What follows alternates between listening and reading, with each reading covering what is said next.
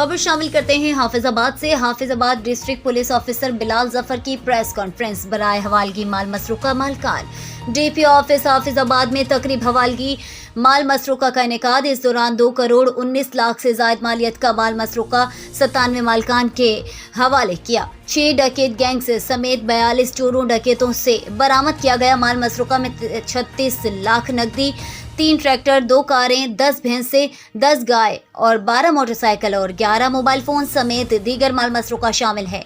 गिरफ्तार मुलजिमान के खिलाफ जिला भर में संगीन जराइम के 97 से जायद मुकदमा दर्ज हैं। गिरफ्तार गैंग्स में मुजाहिदी अंसरो, अजमत लियाको और वकार गनी डकैत और मवेशी चोर गैंग से शामिल है। मुलजिमान डकैती, राजधानी स्ट्रीट क्राइम, हाईवे रॉबरी और मवेशी चोरी, नकब जनी जैसे जराइम में मुलविस हैं। मुलजिमान से बड़ी तादाद में वारदातों में इस्तेमाल होने वाला जदीद असला भी बरामद। गैंग्स ने हाफिजाबाद के अलावा पंजाब के दीगर इलाकों में वारदातों का इंकशाफ किया है। District police officer report, bureau chief Pakistan, Khalil Mahmood, Bird Focus News, Gujranwala.